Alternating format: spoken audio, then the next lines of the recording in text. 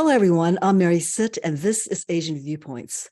Adoption touches 1 in 3 families here in the United States. Our guest today is Katie Naftzger. She is an adoption specialist and a psychotherapist. She's also the author of a book called Parenting in the Eye of the Storm, the Adoptive Parent's Guide to Navigating the Teen Years. And Katie, those teen years are tough. I remember them. I have Yes, two yes. adopted young ladies who are now young adults. So tell me, what's the most difficult thing about parenting an adopted child versus just a child? Because children in general are really hard to raise sometimes.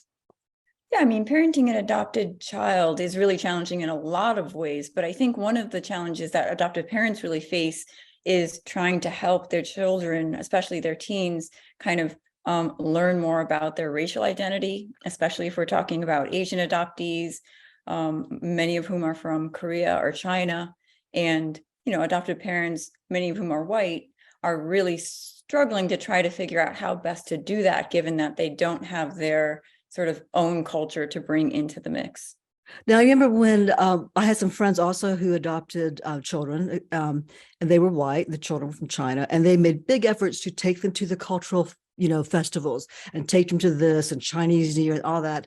And then as the kids got older, they sort of did their own thing. Is that important to try to bring the culture in of, to the adopted children? Or will the children start feeling like it's forced on them because it's not really how their family is, their adopted family?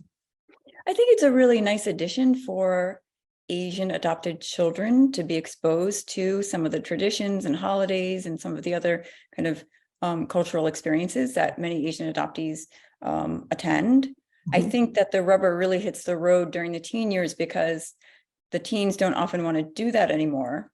Right. And the parents don't have the influence that they used to have. And yet it seems like Asian identity is even more important than it might have been in the early years. Often white parents will try to reassure their Asian adopted child or teen and try to tell them that they're just as beautiful as everyone else and that they, should be independent and make strong decisions for themselves and to not be kind of held down or held back by stereotypes or racism. But as you mentioned, it is hard coming from someone who, while they might have experienced their own trauma and challenges, they haven't experienced these. And so, as we know, during the teen years, credibility looms so large for any adult in their lives. And one thing that white adoptive parents don't always understand from the inside is that for Asian adoptees, the perceptions of others really matter a lot. And it can be hard because those who are white, not their parents, but others who are white, may view them as Asian, and those who are Asian may view them as American in their culture. And sometimes when someone gets to know them, they don't view them as either American or Asian. I know that there have been times when people have said to me, well, I don't see you as Asian or American. I just see you as Katie. Well, you said in your book that parenting a teenager is like starting from scratch. What do you mean by that? Well, and I think it's actually true for the Asian adoptee too, because, Asian adoptees have trouble fitting into Asian culture. They have trouble fitting in sometimes to the white community in the way that they'd like to. And so they also are challenged to start from scratch. They can't use or sort of fall back on the usual ways that culture tends to be aligned with race and things like that. Their race is different from their culture. And so they are sort of in a position to have to start from scratch. You also said that the path to young adulthood doesn't begin with love, it begins with respect. And you're talking about respect for the parent and the parent's respect for the teenager. Is that right? Yeah, I think that sometimes adoptive parents feel that, if there's love in the relationship and if they can just try to connect to that loving aspect of the relationship, then they can continue to remain close with their adopted teen. But in fact, what can often happen is that the adoptive parent will lead with love when in fact, that's not really the issue. The issue is really something different. And sometimes the issue is that, the adoptive parent is not able to set limits, for example. So while the adopted teen might on the surface seem to like that because they like being able to do their own thing and not worry about safety or things like that. On the inside, I think they are pretty scared by that. And I think that they do need to know that their adoptive parent can stand up to them when necessary, that they can be the bad guy.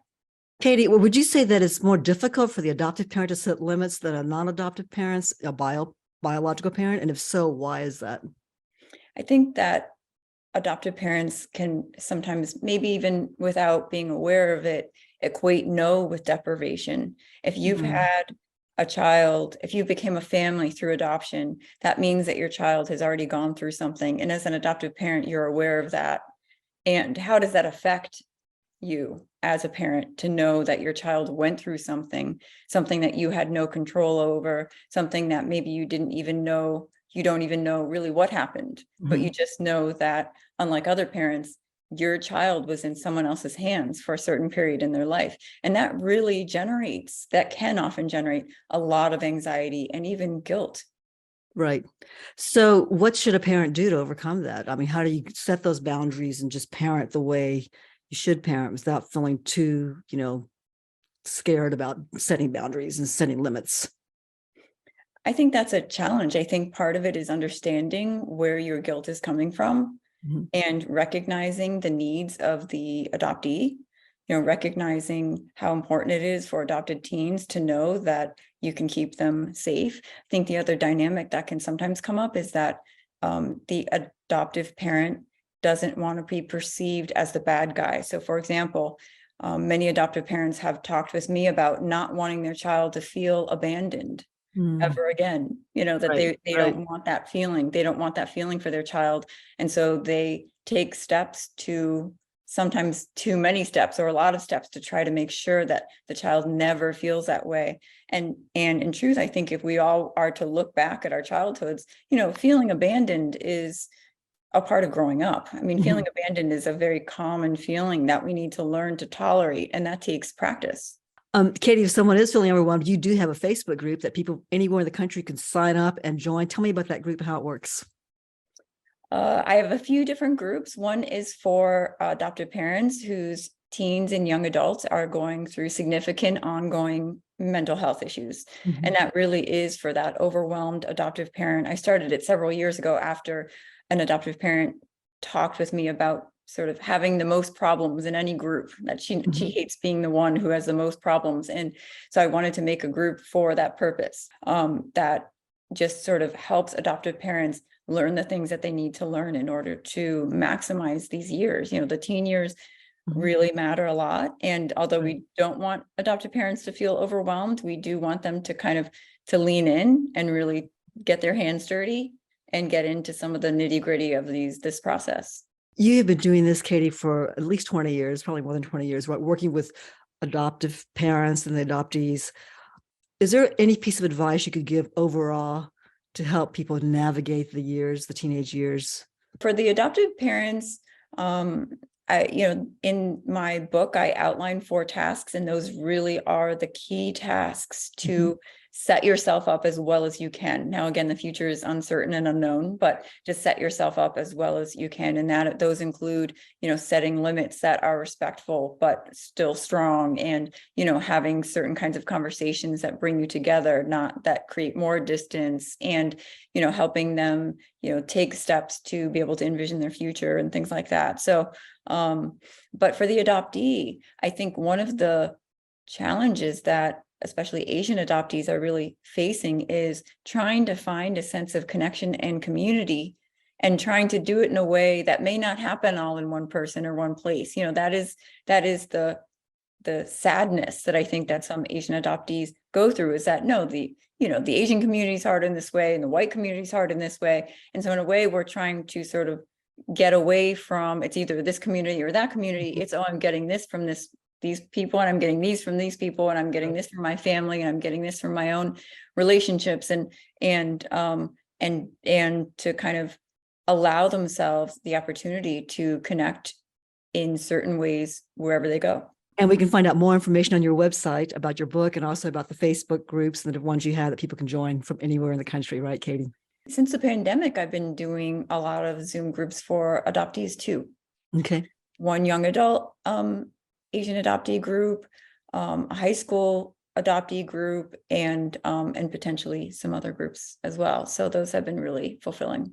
Well, Katie Naftzger, thank you so much for being with us and explaining all about these issues. Appreciate it. Thank you. So if you've enjoyed this video, please click the like button below and subscribe to this channel. We're posting a new video every Thursday. Thanks for watching. I'll see you again in the next video.